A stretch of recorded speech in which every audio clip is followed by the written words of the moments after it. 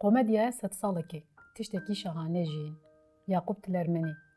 Ger em ê jiyînên nava sînorên Tirkiyeyê ya fermî bi rêbazeke Sokratesî veçirînin, rastî û şaşiyên di nava ramyariya çêkirî de bawayekî diyalektikî ji hev derxînin. Em ê bi temaşekirina li mirêka 20 salên dawîn yên komara vê pergalê karibin hemû rastî û hêmanên li pêşberî xwe bibînin. Çerxa pergala dawîn ya komarê ji taw derziye heta birabûn rûniştinê, ji çand û zimên heta bi berhem û gencîneyên mirovatiyê, ji zarokan bigire heta bi jin û pîran, ji exlaq bigire heta bi oîl û baweriyan, hemû dane ber xwe û wan hey dihêre, wan hey tune dike. Digel ku bi tawayî çandeka wana qedîm ku karibin bi şaristaniyê re parve bikin nema bêjî, hemû çandên qedîm yên şaristaniyê Mezopotamyayê bi bêqîmetkirin, êrişkirin, rizandin, danjibîrkirin û biçûkxistinê yek bi yek diqedînin û weke nûnerên dawîn yên dewleteke sed sala peywira xwe ya primîtîfî temam dikin. Vê komarê di dawiya sed sala bûnewariya xwe ya statûkoparêz de bi dehan zimanê li nava sînorên xwe tune kirine û bi zimanekî weke Kurdî ku binyata wê digihêje Zend Avestayî, Hitîtî, Somerî, Hûrî Mîtanî û yên dîtir, daxistiye asta dersê hilbijartî û me Kurdan hêj jî pê re dişteqlîne. Helbet Kurd dê di sala 2022 de bi hewildaneke seferberî vî mafê xwe yê bi destxistî bikar bîne û bi destnîşankirina sed hezaran daxwazkarên xwe serencameke referandûmê jî dest bixe. û helbet her encameke referandûmekê dê rê li ber gavên pêştetirên referandûmên dîtir veke. Her çiqasî mijara referandûmê bi zerengiyek berfirreha nivîseke dûvdirêj û dikarê werê vegotin jî, em ê bi mînakeke şênber ya li Swîsreyê vê mijarê zelal bikin. Referandûma li ser zewaca hemanzayandan. Referandûma zewaca ji bo her kesî ya li Swîsreyê, ji bo destûra rewakirina zewaca hemzayendî di Qanûna Medenî ya Swîsreyê de 26 îlyona 2021 li ser daxwaza temsîlkarên gel referandûmek hat çêkirin û bi dengê erêkirina ji sedî 34.1 encamek erênî wergirt.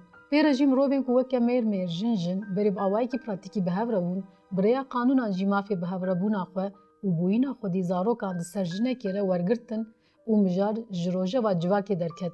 Ev mafê ku li piraniya cîhanê hîna weke tabûyekî tê hesibandin, beriya bi salan li Swîsreyê ji teref hin partiyên hatibûn rojevê û di referandûmên berê de nehat bipejirandin.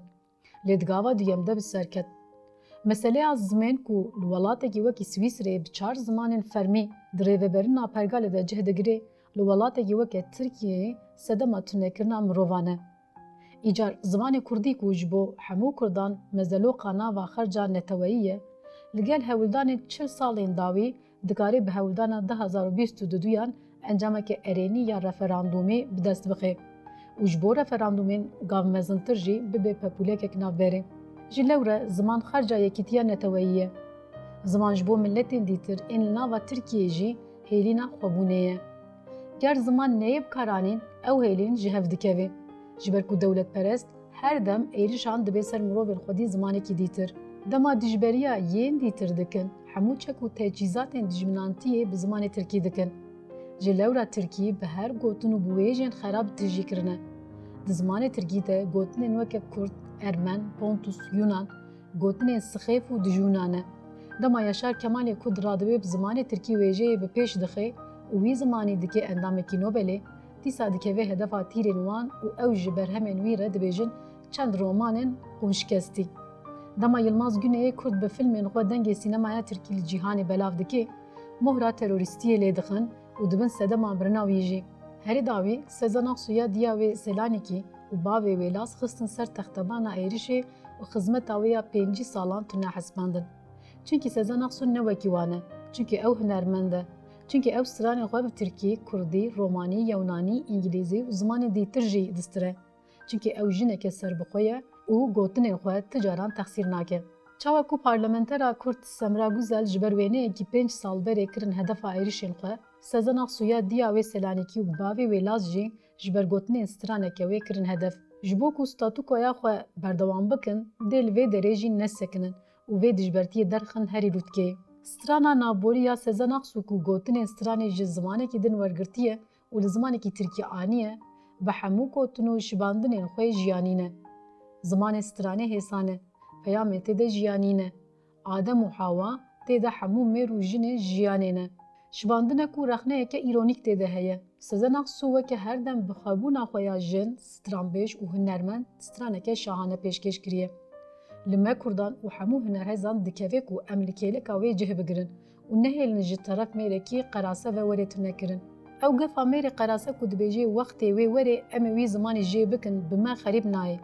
Çunkî bav û kalên wan her tim ziman jêkirine. Lê li me dikeve ku em zimanên jêkirî ji nû ve vejînin û em gotinên xerabiyên di ser zimanê Tirkî re nema qebûl bikin. Çunkî wan zimanê zarokên me, zimanê dêwbavên me, zimanê cîranên me, zimanê Yilmaz Güney û Ahmed Xeya, zimanê Tahir Elçî, zimanê Hrant Dînk, zimanê siyasetmedaran, zimanê stranan, zimanê nivîskaran, zimanê şervanan, zimanên hemû ciherengiyên milletên din di ber nijadperestiya xwe de jêkirin û ew ji xwe re kirin qurban.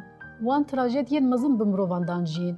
Wan bi jêkirina zimanan ew veguherandin trajikomediyên ku di roja îroj de li dawiya komedyaya xwe ya sed salê rawestiyane. Em ê bi parastina zimanan bi zikopişto bibin şahidê fînala wê jî. Ji qewlê Sezen Aksuyê, tiştekî şehaneyê jîn û bi kesk û sor û zer hatine biharan. Ji bo piştkiriya zimanan, ji bo hunerê û ji bo hunermend Sezen Aksu, min gotinên stranên wê li Kurdî anîn û pêşkêşî hemû Kurdî hezan dikim ku li hêlîna xwebûnê xwedî derdikevin.